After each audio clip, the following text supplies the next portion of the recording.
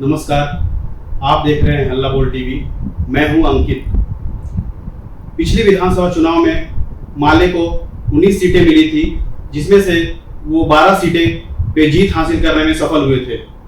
क्या इस विधानसभा चुनाव में भी उनका स्ट्राइक रेट पिछली विधानसभा चुनाव की तरह ही रहेगा?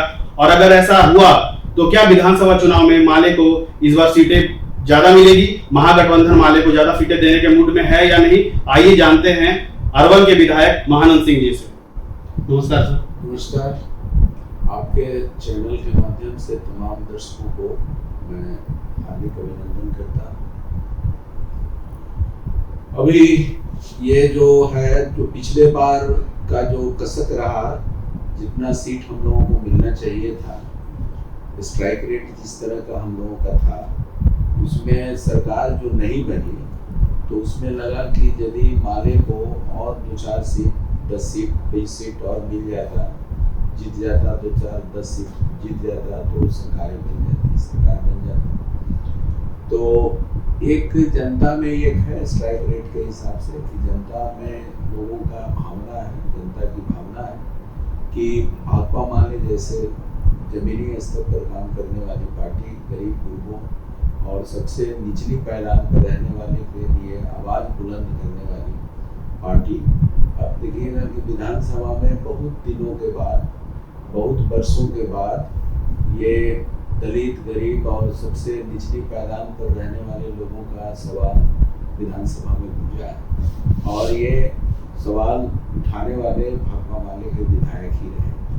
तो ज़्यादा से ज़्यादा विधायक रहेंगे तो जनता की आवाज़ सरकार तक पहुंचाने में, जनता की आवाज़ जो है सरकार तक ले जाने में सफल रहेगा। और मैं समझता हूं कि भाकपा माले की ताकत ज़्यादा से ज़्यादा जीतेगी, तो उसको किसी के डर का ज़रूरत नहीं है, यहाँ किसी का हमला, दबाव और ये सब की ज़रूरत नहीं पड़ेगी। भाकपा माले महागठबंधन के साथ जोरदार तरीके से खड़ा रहेगा और इसको कहीं भटकने और ये सब करने की ज़रूरत नहीं होगी। जहाँ दूसरे दल में आप देखिएगा कि टूट जाने का, किसी पाला बदल देने का एक जो चांस बना रहता है, दुविधा बनी रहती है, लोगों में आशंका बनी रहती है, वो भाकपा माले के या लेफ्ट के जो विधायक हैं, लेफ्ट के भाकपा माले के विधायकों के जीत जाने से वो आशंका नहीं रहेगी कि ये एनडीए वाले, ये लोग भाजपा वाले दबाव बना करके ईडी, सीबीआई या अन्य तरह के कुछ केस मुकदमा का दबाव बना करके इनको अपने पाले में ले आएंगे। ऐसा होने वाला नहीं है, क्योंकि नीति और सिद्धांत पर हम लोग चलने वाले हैं और जनता के मुद्दों पर हम लोग कुर्बानी दे करके जनता के मुद्दों को आगे बढ़ाने का काम किया। भाकपा माले सर इस बार कितनी सीटों पर चुनाव लड़ने जा रही है? पार्टी ने तो 40 सीटों की तैयारी कर रही है कि 40 सीट पर हम लोगों का दावेदारी बनती है। उसमें देखिए कितना सीट मिलता है, बातचीत जो होगी शीर्ष नेताओं का, लेकिन 40 सीटों की तैयारी भाकपा माले के हमारे महासचिव और राज्य सचिव के द्वारा जो तैयारी की बात कही गई है, हम लोग उस तैयारी में लगे। माले के राज्य सचिव कुणाल ने एक बात कही है कि सीटों का बंटवारा जितना जल्दी हो सके उतना हमारे लिए बेहतर है, क्योंकि माले जो है अन्य पार्टियों की तरह नहीं है, उन्हें पैसों का भी इंतजाम करना पड़ता है चुनाव लड़ने के लिए। इस पे आपका क्या विचार है? हम लोग जनता के सहयोग से हर कार्यक्रम को सफल करते हैं, चाहे रैली का सवाल हो, किसी कार्यकर्ताओं के देखरेख का मामला हो, या चुनाव लड़ने का मामला हो, कोई आंदोलन का मामला हो, किसी तरह का प्रदर्शन से लेकर के सारे कार्यक्रम हम उन जनता के लिए सहयोग से करते हैं जिन जनता के लिए हम लोग लड़ाई करते हैं। तो एक चुनाव भी एक संघर्ष है, युद्ध है, और चुनाव के लिए भी संघर्ष की तैयारी के लिए हमें जनता के साथ ही सहयोग से, जनता के लेकर के, जनता के सहयोग से हम लोग चुनाव लड़ते हैं। तो स्वाभाविक है कि पहले से तय रहेगा तो उस इलाके में हम लोग जनता के बीच जा करके कि चुनाव लड़ना है, आप मदद करें, और लोग मदद करते हैं, सहयोग देते हैं हम लोग घर घर से सहयोग मांग करके चुनाव लड़ते हैं। तो ये सीट के बंटवारा हो जाने से तय हो जाता है कि वहाँ भाकपा माले का चुनाव लड़ना तय है। इसलिए हम लोग पहले से जनता के बीच जाकर के चंदा इकट्ठा करने का काम करते हैं। बिहार में अभी राहुल गांधी के द्वारा वोट अधिकार यात्रा किया जा रहा है, इससे महागठबंधन को कितना फायदा होगा? अभी तो जो सुप्रीम कोर्ट के फटकार के बाद, आदेश के बाद जो सूची जारी किया गया है, उसमें चौंकाने वाले कई तरह के रिपोर्ट सामने आया है। तो इसका एक आम लोगों में अच्छा संदेश नहीं गया है, गुस्सा है। चुनाव आयोग ने जिस तरह का ये अचानक जो है आप साबित करने के लिए कि कागज दिखाना होगा, पहले तो है कि कागज दिखाना होगा, तो चुनाव आयोग कागज दिखाने का जो मुहिम चला रखा है SIR, इससे भारी संख्या में गरीब लोगों का, अति पिछड़ा दलित अल्पसंख्यक लोगों का ही नाम कट रहा है। आपके क्षेत्र में SIR के तहत कितने लोग प्रभावित हुए हैं? अभी तक तो जो रिपोर्ट आया है 15,000 लोगों का नाम कटा है। इसमें मृत भी हैं, कुछ मृत हैं, कुछ बाहर रहते हैं, लेकिन बहुत सारे लोग हैं जो मृत नहीं है, उनको मृत की सूची में डाल दिया गया है। जो बाहर नहीं है उनको बाहर वाली सूची में डाल दिया गया है। जो बाहर काम करने गए हैं, आप जानते हैं कि बहुत सारे यहाँ के मजदूर लोग दिल्ली, सूरत, मुंबई जाते हैं काम करने, कलकत्ता जाते हैं काम करने, और काम करके वहाँ दिहाड़ी मजदूरी करते हैं और मजदूरी फैक्ट्री में काम करते हैं। काम करने के बाद वो जब लौटते हैं तो पर्व त्योहार में लौटते हैं, वोट के समय में वोट देने के लिए आते हैं। उनका घर द्वार जो है बिहार में है। तो बिहार के मजदूरों का आप देखिएगा कि नाम काटने का मुहिम शुरू हुआ है।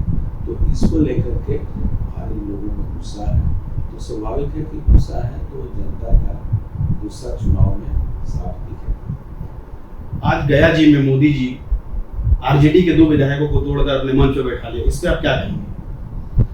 यही मैं कह रहा हूँ ना कि अभी तो एक ऐसा कानून ला रहे हैं जी, जिस कानून के तहत विपक्ष के नेताओं को चलने नहीं देंगे। कहीं न कहीं से ED का, CBI का, किसी का भय दिखा करके उनको लगा कि जेल जाना पड़ेगा, डरा करके, और इस तरह के जैसे ही उधर चले गए तो उन पर कोई जांच पड़ताल नहीं होगा। किसी तरह का कोई उन पर आरोप, सारे जितने भी आरोप हैं सब खत्म हो जाएंगे। तो BJP का अपने तरफ कोई उनके तरफ जो जाता है तो स्वेच्छा से जाने वाले लोगों की संख्या नहीं है। मैं समझता हूँ कहीं न कहीं से उनके विचारधारा से प्रभावित होकर के लोग चले गए हों, ऐसा हम लोगों को नहीं पता चला अभी तक। जो भी गए हैं उनके ऊपर CBI का, ED का कहीं न कहीं से दबाव डलवा करके और बात करके कि ठीक है भाई, CBI ED से बचना है, इन लोगों से बचना है, तो आपको शामिल हो जाना पड़ेगा। तो कोशिश करता है लोग कि जो मजबूती से सिद्धांत परक लोग हैं, सिद्धांतवादी हैं, जो टूटना जानते हैं, झुकना नहीं जानते हैं, जो बर्बाद हो जाएंगे लेकिन अपने सिद्धांत पर अडिग रहने वाले लोग हैं, तो वैसे लोग को CBI ED से लेकर के किसी तरह का दबाव होते रहेगा, तब भी वो लोग टस से मस होने वाले नहीं। तो देश के बचाने का सवाल है, उनको अभी नहीं लग रहा है। उनको लग रहा है कि हम अपने बचाव में जा रहे हैं, लेकिन अपने आने वाली पीढ़ियों को बर्बाद करने के लिए उतर जा रहे हैं। जो भी कोई अभी BJP के साथ जा रहा है, वो समझ लीजिए कि बाबा साहेब अम्बेडकर के दिया गया संवैधानिक जो अधिकार की वजह से वो MLA बने, वो बाद में उनके आने वाले पीढ़ियों को उस तरह का कोई फायदा नहीं होगा, उस पर उनके अधिकारों पर हमला होगा। तो मैं समझता हूँ कि आने वाले अपने पीढ़ियों के कत्ल करने का काम करना। अभी NDA के में कुशवाहा के 3 बड़े नेता हैं, इसके बावजूद भी लोकसभा चुनाव 2024 में कुशवाहा का वोट मगध के क्षेत्रों सहित कुछ इलाकों में महागठबंधन में गोलबंद होकर आया था। क्या इस बार लोक विधानसभा चुनाव में भी ऐसा होगा? देखिए, कुशवाहा बहुत ही सचेत जाति हैं और पढ़े लिखे लोग हैं, चीज़ों को समझते हैं। ये हिंदू राष्ट्र की बात करने वाले बीजेपी वो जानते हैं। कुशवाहा हमेशा देखिएगा कि बाबा साहेब अम्बेडकर के नीतियों को मानने वाले रहे हैं और हरिजन संघ के क्षेत्र में मगध क्षेत्र जो रहा है, हम शहीद जगदेव बाबू के कुर्बानी दे करके वहाँ जो हासिल किए हैं, तो मैं समझता हूँ कि वो जान रहे हैं। आज अमर शहीद जगदेव बाबू रहते हैं तो जो संविधान पर हमला हो रहा है बीजेपी के द्वारा, लोकतंत्र पर हमला हो रहा है, तो उस हमला के खिलाफ जो भी संघर्ष होता है उसका अगुवाई करते हैं। तो ये कुशवाहा जाति में जब आप देखिएगा कि प्रोग्रेसिव जाति रहा है, तो इस प्रोग्रेसिव जाति के हिसाब से देखिएगा कि वो चीज़ों को समझते रहे और इसको लेकर के तो भापा की ये बीजेपी जो है हम लोगों के कट्टर दुश्मन है और हम लोगों के जो अधिकार मिला है वो सारे अधिकार को खत्म करने का मुहिम चलाया है। तो मैं समझता हूँ कि कुशवाहा जाति के लोग जो होंगे वो बीजेपी को नीतियों के हिसाब से तो कतई वोट नहीं देंगे और इसकी मुहिम इसका अभियान शुरू हो गया। पिछले साल आपने देखा कि एमपी के चुनाव में ये संविधान पर हमला, संविधान को बचाने के लिए, वे संविधान को बचाने के लिए वो आपने देखा कि ये दिए वोट दिए थे। फिर एक बार संविधान को बचाने के लिए मैं समझता हूँ कि बीजेपी के खिलाफ वो वोट करेंगे। एक अंतिम सवाल महानंद जी, विगत 5 वर्षों में आपके द्वारा किया गया अरवल विधानसभा में क्षेत्र में जो भी कार्य है उसको जनता के सामने प्रस्तुत करने के लिए आप क्या करें? वहाँ देखिएगा कि अस्पताल को हमने दुरुस्त करवाया है और सरकार के जो स्थिति है उसमें डॉक्टर की कमी है, लेकिन इंफ्रास्ट्रक्चर में लड़ करके विधानसभा में सवाल उठा करके oxygen plant, blood bank, CT scan, आपको देख लीजिएगा कि अल्ट्रासाउंड, ये सारा चीज़ का व्यवस्था हम लोगों ने विधानसभा में सवाल करके हमने वो किया है, स्थापित करवाया है। इसके अलावा करीब 13 ग्रामीण क्षेत्रों में अस्पताल बनवाने का काम किया है। हम लोगों को सूची देना था कि कहाँ कहाँ बनवाना है, तो सूची दे करके और जहाँ ज़मीन का विवाद होता है खुद जा करके ग्रामीणों से बात करके हमने वहाँ अस्पताल 13 अस्पताल निर्माण प्रक्रिया चल रही है, उसको ये करने का हमने काम किया। उसके अलावा वहाँ नहर का जो 95 के बाद वहाँ नहर का वर्क मरम्मत वाला काम नहीं हुआ था। पैरेलल चैनल हमेशा टूट जाता था और बलिदान से लेकर के प्रसादी रीस तक जलमग्न रहता था। वहाँ के किसानों को फसल बेहतर नहीं हो पाता था, तो पैरेलल चैनल को ठीक करवाने का काम किया। इसके अलावा सड़क वहाँ बहुत ही जर्जर सड़कें रही हैं, तो करीब 122 से 25 सड़क 125 सड़क निर्माण कराने का काम किया और बहुत सारे सड़क अभी निर्माण हो रहा है, टेंडर हो गया है, निर्माण हो रहा है। तो मैं समझता हूँ कि सड़क, सिंचाई और इस स्कूल में बहुत सारे भवन नहीं थे, उस स्कूल में भवन निर्माण कराने का काम किया। दर्जनों विद्यालय भवन विहीन था, जर्जर था, भवन के बिना दिक्कत होता था। दर्जनों विद्यालय में भवन सवाल उठा करके विधानसभा में विभाग से मिल करके हमने ये सब करवाने का काम किया। वहाँ बाईपास का बहुत ज़्यादा सवाल है, बहुत से ज़्यादा एक्सीडेंट होता है। विधानसभा में हमने बाईपास का सवाल उठाया। नितिन गडकरी आज जो गया जी में मोदी जी आए हैं, वहीं से गया जी से ही उन्होंने, नितिन गडकरी जी ने 139 NH को 4 लेन निर्माण करने का उन्होंने घोषणा किया था। बाद में पता चला, कुछ दिन के बाद खबर आई कि वो रद्द कर दिया गया। तो 4 लेन जब तक नहीं होगा, बीच में डिवाइडर नहीं होगा, अरवल में जो एक्सीडेंट का जो खतरा बना रहता है, जाम का समस्या है, पानी की वजह से जाम का भी समस्या है, सड़कें पतली है।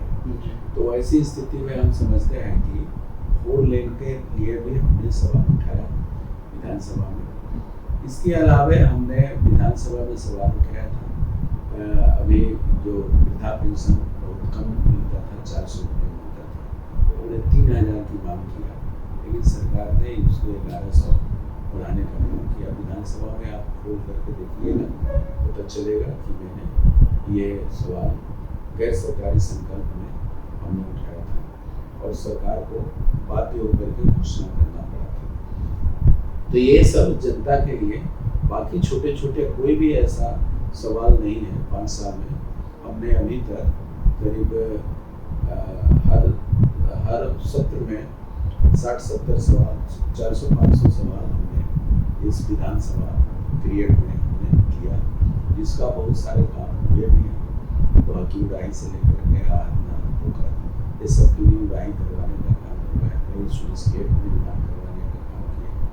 तो कई जो अस्पताल जन सिंह था उसको चालू करवाने का काम किया, जैसे सहदेवा में अस्पताल में जानवर बैठता था, आज वहाँ 24 आवर अस्पताल चालू है। तो जनता के लिए जो जरूरी चीज़ है उसके लिए लेकर के हम लोग आवाज़ उठाने का काम किया। अभी किसान खाद की किल्लत के लेकर के परेशान है और मोदी जी एक से एक घोषणा कर रहे हैं, बहुत सारे घोषणा, इनकी घोषणा रह गई है, चुनाव का वर्ष है इसलिए केवल रैलियाँ घोषणा करके चले जाएंगे, लेकिन किसानों का ब्लैक में खाद लेना पड़ रहा है, तो ज़्यादा मूल्य देना पड़ रहा है।